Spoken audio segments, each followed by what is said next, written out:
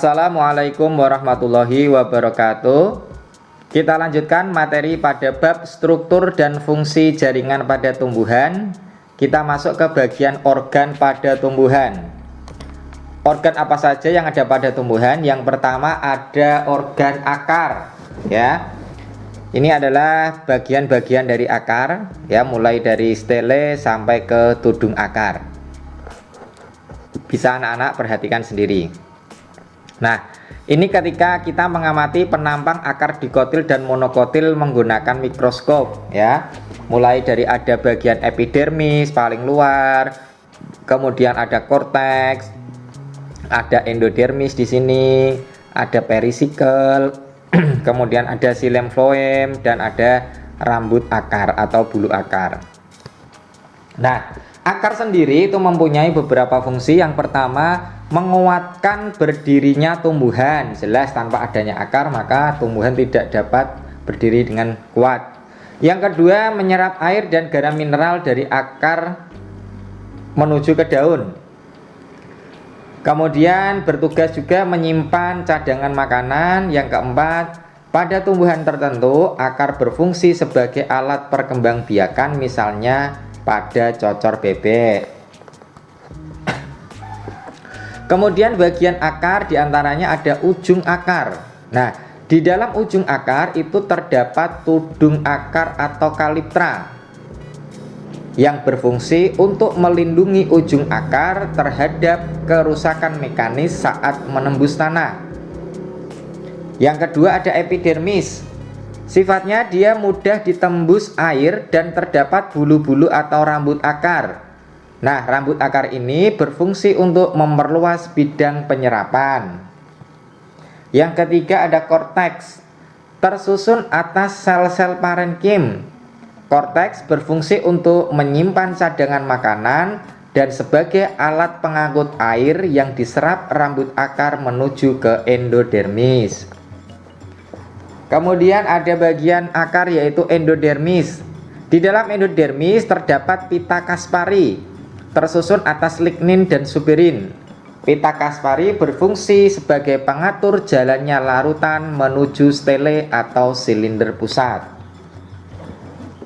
Kemudian ada stele atau silinder pusat, terdiri atas berkat pengangkut dan perisikel. Berkas pengangkut itu ada dua, ya, kemarin sudah ada xilem dan floem.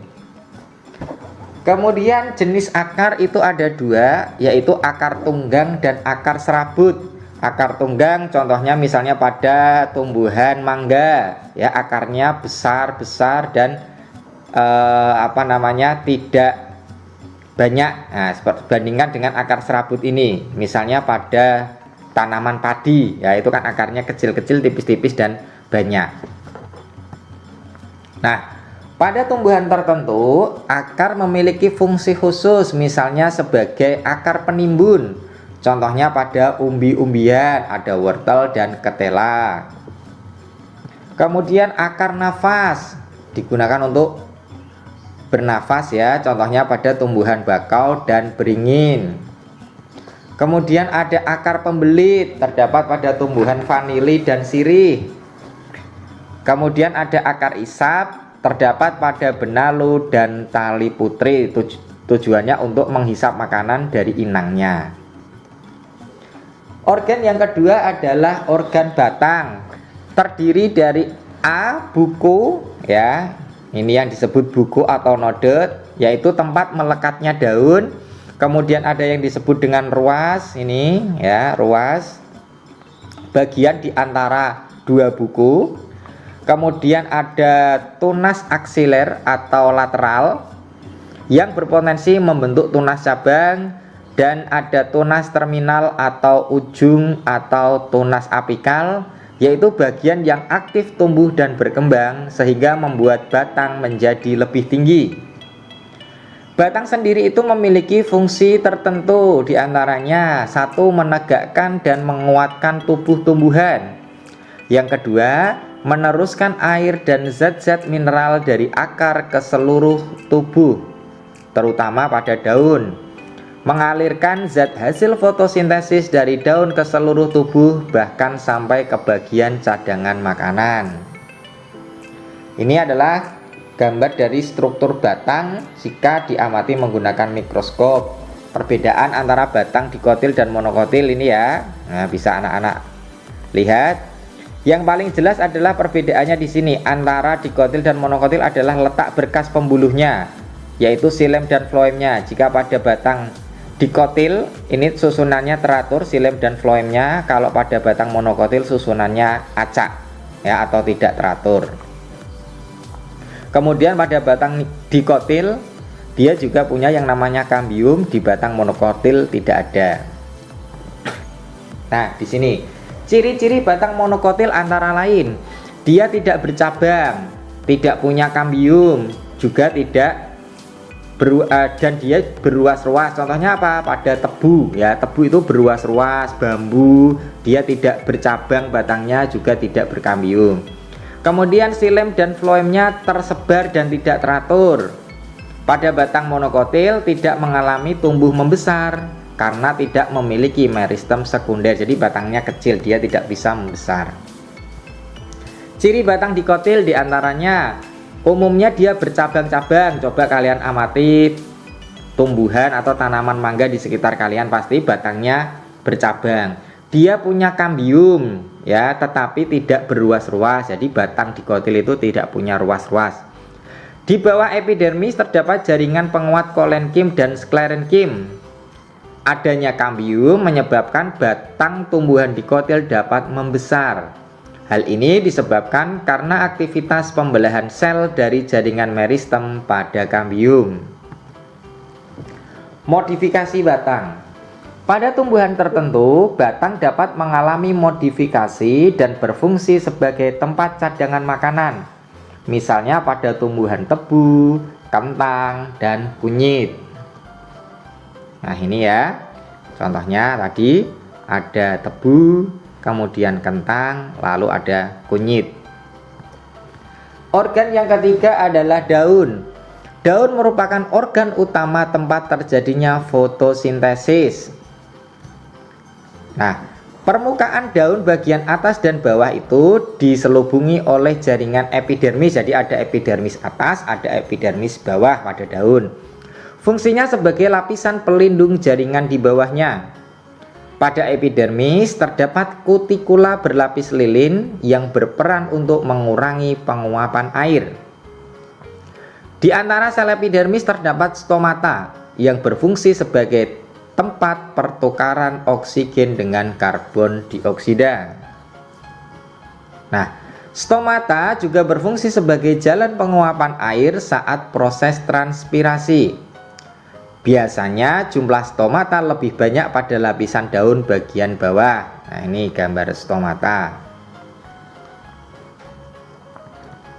Nah, antara epidermis atas dan bawah itu terdapat jaringan mesofil. Mesofil sendiri ada dua, yaitu parenkim palisade atau jaringan tiang, itu yang di atas. Kemudian ada parenkim spons atau jaringan bunga karang, dia terletak di bawah. Nah, ini adalah struktur dari daun. Dari sebelum ke epidermis itu dilapisi tadi ya, ada kutikula. Kemudian di sini epidermis atas, ini mesofil palisade atau parenkim palisade. Di sini bawahnya adalah parenkim spons. Kemudian di sini ada berkas pembuluh, ada xilem dan floem. Kemudian di bawah ini ada epidermis bawah. Kemudian di sini ada stomata dan di samping kiri kanannya adalah sel penjaga. Ini adalah struktur dari daun atau anatomi dari daun. Nah, kita masuk ke parenkim palisade. Di dalamnya terdapat banyak kloroplas.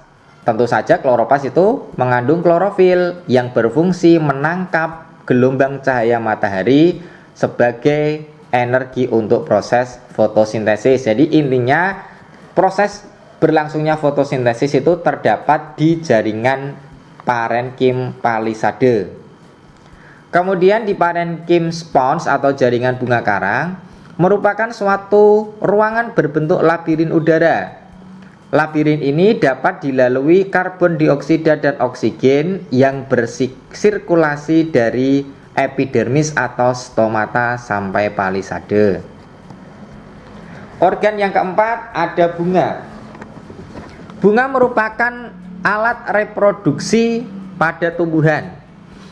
Alat reproduksi bunga ada dua, yaitu benang sari sebagai sel kelamin jantan dan putik sebagai sel kelamin betina. Nah ini ya, benang sari itu terdiri atas 3 bagian, ada tangkai sari atau filamen, kepala sari, dan serbuk sari atau polen. Putik sendiri tadi sudah dijelaskan sebagai alat reproduksi betina, terdiri dari 3 bagian, ada tangkai putik, kepala putik, dan bakal buah. Nah ini ya bagian-bagian dari bunga. Ada mahkota bunga, bentuknya warna-warni yang berfungsi untuk menarik serangga. Kemudian ini tadi ada kepala sari, kemudian ada tangkai sari, kemudian kepala putih, tangkai putih, di sini ada kelopak, bakal biji di bagian dalam, dasar bunga, dan yang paling bawah ini yang menopang bunga ada tangkai bunga. Nah, berdasarkan kelengkapan bagiannya, bunga dibedakan menjadi 2. Ada bunga lengkap dan tak lengkap. Yang dimaksud bunga lengkap itu bunga yang memiliki seluruh bagian bunga, ya, komplit dari dasar bunga sampai mahkota bunga. Contohnya bunga sepatu, bunga mawar, bunga melati, dan kacang. Bunga tak lengkap, namanya saja tidak lengkap, berarti dia tidak memiliki salah satu bagian bunga atau lebih. Mungkin dia tidak punya mahkota atau mungkin dia tidak punya putik, ya. Contohnya adalah bunga kelapa, salak, sirsat, dan benalu. Sedangkan berdasarkan kelengkapan alat perkembangbiakannya, bunga dibagi 2 juga. Yang pertama ada bunga sempurna, yaitu bunga yang memiliki benang sari dan putik, sehingga disebut bunga hermaprodit. Contohnya pepaya, aster, kacang panjang, itu termasuk bunga sempurna. Bunga tak sempurna, dia hanya memiliki putik atau benang sari saja, jadi salah satu. Contohnya pada jagung dan siwalan. Organ yang kelima ada buah dan biji. Tadi ya, putik terdiri dari 3 bagian, bakal buah, tangkai putik, dan kepala putik. Nah, di dalam bakal buah itu terdapat 1 atau lebih bakal biji. Pada perkembangannya, bakal buah akan menjadi buah, sedangkan bakal biji akan menjadi biji. Nah, seperti ini ya gambarnya. Ini ada kulit buah, daging buah, kemudian ada bijinya. Ya, struktur putik itu seperti ini. Kepala putik, tadi ini tangkai putik, di dalamnya sini ada bakal biji, dan di sini ada bakal buah atau ovarium. Nah, buah dan biji itu terbentuk dari hasil pembuahan di dalam bakal buah. Buah sendiri dibedakan menjadi 2. Yang pertama buah sejati, artinya buah yang seluruh bagiannya terbentuk dari bakal buah. Contohnya pada mangga, jambu biji, dan pepaya. Kemudian ada buah semu, buah yang terbentuk dari bagian lain dari bunga. Contohnya pada nangka, nanas, apel, dan manggis.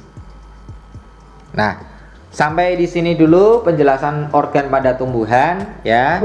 Semoga sedikit materi ini bermanfaat. Sekian, wassalamualaikum warahmatullahi wabarakatuh. Tetap semangat ya, dan terima kasih.